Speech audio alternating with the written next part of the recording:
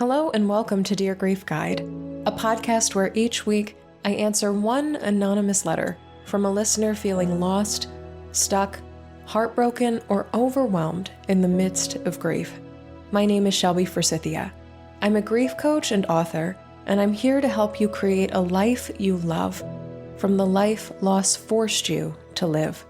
Let's get to today's letter. Dear Grief Guide, I'm sitting alone in an airport lounge, surrounded by people who look like they could be around my mom's age.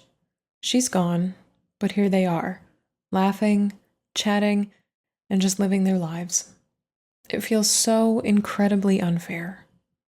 I know it's irrational, but I can't help feeling angry. Angry that they get to have this time and she doesn't. It's ridiculous to be mad at strangers for something they have no control over. But the bitterness and resentment I feel is there all the same. I'm mad at everyone who gets to live while she remains dead. What do I do with these emotions? How do I stop myself from drowning in them? Signed, Alone in the Crowd. Hi there, Alone. I deeply resonate with what it is you speak of. This sense that all these other people with these other lives get to be here, and my mom does not. When I first moved to Chicago after my mom's death, I took up a job waiting tables, and one of the hardest days for me was Mother's Day, because it was a day where people would bring in their moms or their grandmothers for brunch and just celebrate what it was to have a mother.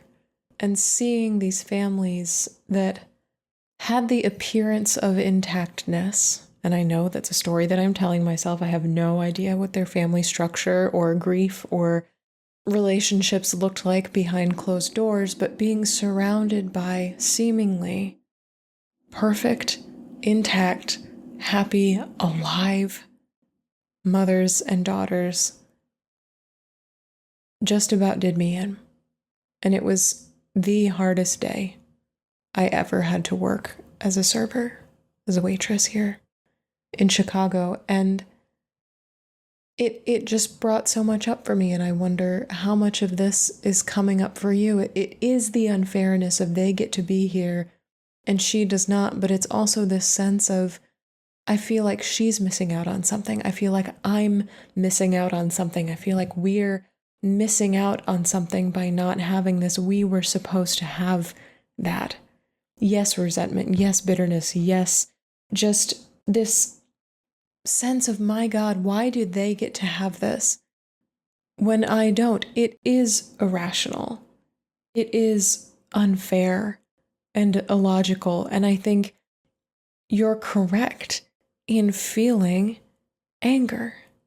Anger, much to society's, I suppose, dismay or chagrin, is a perfectly acceptable response to unfairness or injustice or not having things unfold the way that you'd expected them to, or not getting the sort of ending or continuation that you thought was going to happen. Anger is a perfectly acceptable response to loss. And that's something I feel like people certainly didn't tell me enough, but certainly don't tell grievers writ large enough, that anger makes sense when you are deeply, deeply grieving. Anger in the form of rage, in the form of resentment, and anger in smaller forms too, in disappointment, in numbness, in cynicism and sarcasm, and a dark sense of humor. Anger can come out those ways too. It's not just being so angry you feel like you could set yourself and the world on fire, although that is a form of anger that can show up in grief. It's also sitting in an airport lounge and looking around and, for lack of better phrasing, saying, where's mine? Where's my mom? Where's my life that I was supposed to be living? And why has all of this happened to me? And just carrying this slow burning rage for people you have never met and who have never met you. Yeah, 1,000%. I hear you. I see you. I want to tell you two things, and we talk about this in Life After Loss Academy, but one of the first things I share with grieving people is that anger is often a protective barrier from emotions that are harder to feel or harder to process in a given moment. So sitting with your anger, being in this airport lounge, looking around at all these people who get to be alive while your mom does not, anger could be, and see how much of this resonates. It may not at all, and that's okay too. We'll wait for the second thing I have to tell you. But if this does resonate, take it for what it is, and then maybe take it somewhere else, whether to Life After Loss Academy, to a therapist, to a friend, to a fellow griever who will know what you mean. A community or a person who will know what you're talking about and be able not only to commiserate, but in some way guide you through the experience of that emotion. That's what I want for you. Anger can be a protective emotion for, and this is not a limited list, but just a few things I've seen commonly with students and clients. For powerlessness, I had no power to change the outcome of this. For hopelessness, my relationship with my mom is now over. I have no hope of continuation, of reconciliation, of what a lot of people define as closure. Also, this sense of just a great sadness or a great despair. And oftentimes it's a lot easier to sit in anger and be angry because that can feel like doing something, instead of sitting in despair, which can often feel like a sort of surrender that we do not want to participate in. I do not want to be someone who is despairing.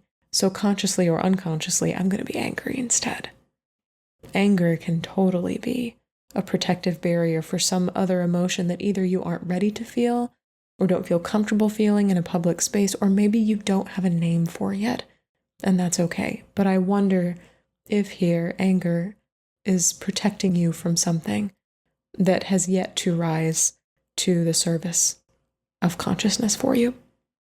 The second thing I'll tell you, if that didn't resonate, or maybe if that did, but this can be an add-on to that, this is my personal favorite way to think about anger, and it's anger as a doorway to your values. Anger as an indicator of something you find deeply important.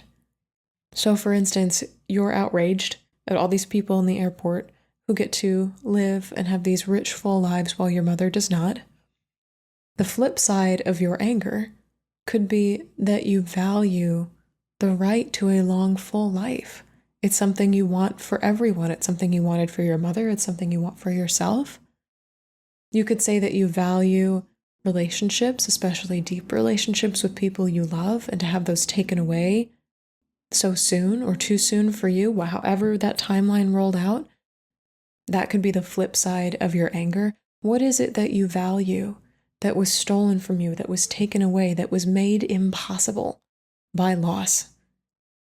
That can be a really helpful way to see anger, not as something that's going to destroy you, but something that points directly to something that is so close to your heart that it cannot be untied from you.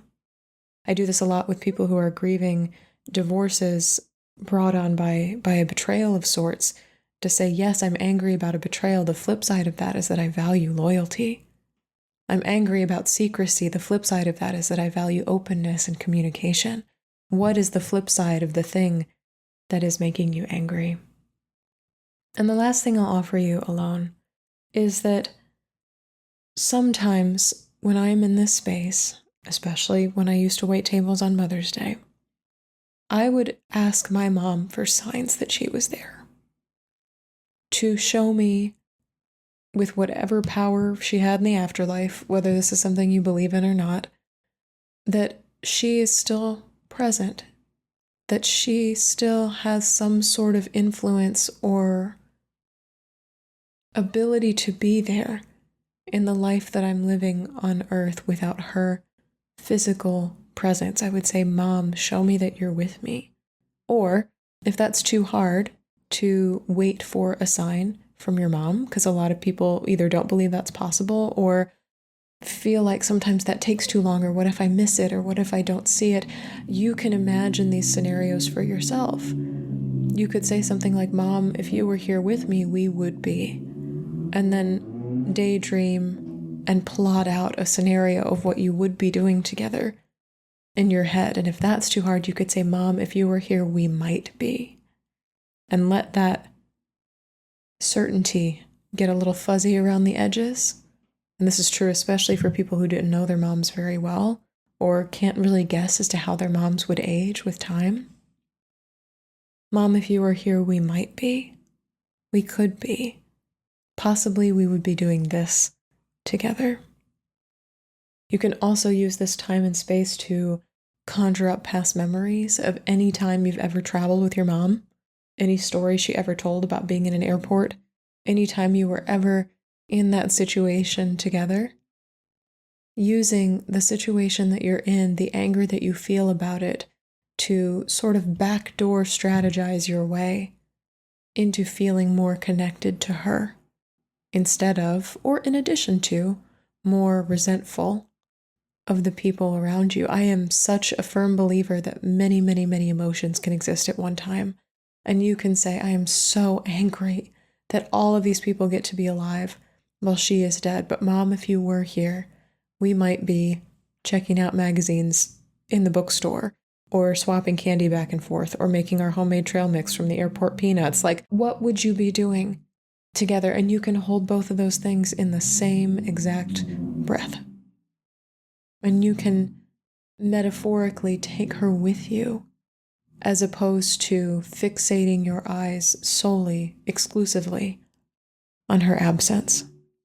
I really want to thank you for writing to me alone, because sometimes simply writing out our anger and our rage is the healthiest thing we can do when we just want to scream at everybody who gets to be alive and the unfairness of it, when we are on the verge of something that feels like breaking apart. Sometimes one of the healthiest things we can do is let somebody else know how we feel. So know and trust that I see you. I resonate with your pain. I've been in perhaps the same size shoes or the same style of shoes before. Not the same exact circumstances, of course, because nobody can say that about anybody else's grief, but I think we may have gotten our shoes from the same shoe store. I am sending you so much love. I hope your travels were safe. And the next time you're in an airport or a restaurant or anywhere else where all you can do is look around with this anger, resentment, bitterness of she should be here, consider what your anger is trying to tell you, the values that are inside it, maybe the deeper emotions it's protecting you from, and also, in whatever way feels right to you, invite your mom to be in that space with you too. Whether you believe that's something she has the power to do in the afterlife, or you conjure her there yourself because you have that power as someone who is still alive and carries her memory and her spirit within your heart. I have so much faith in you. Good luck.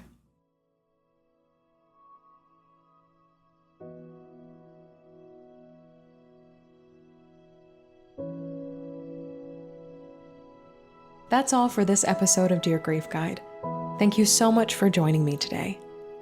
If you're feeling lost, stuck, heartbroken, or overwhelmed in the midst of your own grief, check out my free workshop, Grow Through Grief: 3 ways to stop feeling stuck and start moving forward. I'll give you 3 easy, actionable tools for navigating life after loss and show you how you can create peace, stability, and compassion right there in the middle of grief's confusion and uncertainty.